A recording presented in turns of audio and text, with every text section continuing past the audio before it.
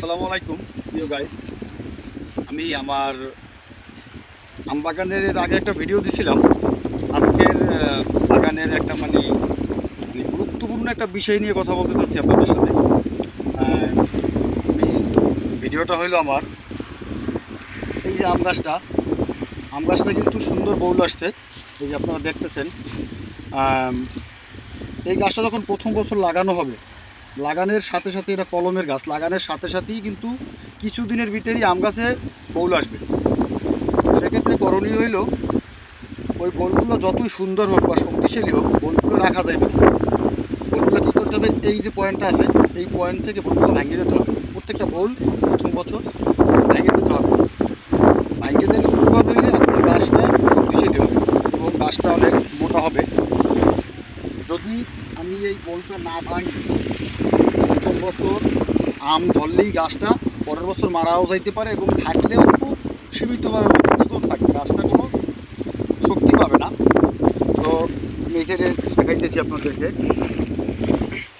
এই যে একটা গাছ, এই যে গাছটা বলতে, এই গাছের বয়স আমার 1 বছর।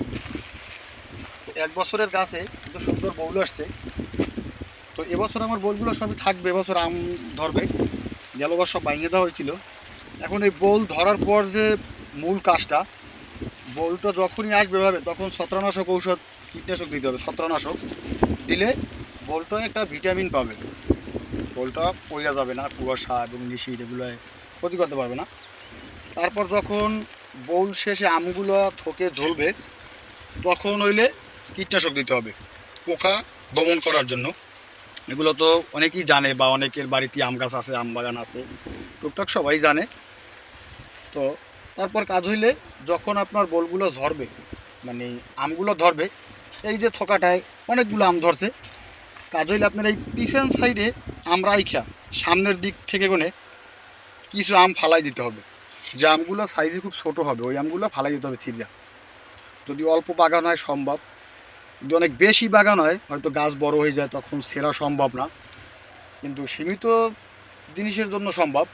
যখনই এই মাথা থেকে আপনি আমগুলো ছিঁড়ে ফেলাইবেন, ছোটো ছোটো আমগুলো, তখন এই ভিতরের আমগুলো কিন্তু সাইজে অনেক বড় হবে এবং পোকামুক্ত হবে। যত ঘন থাকবে এবং চাপানো থাকবে, পোকা একটু বেশি হবে।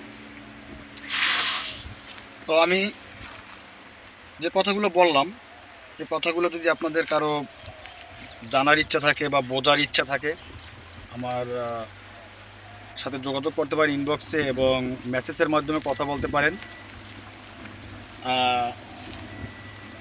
সবাইকে ধন্যবাদ।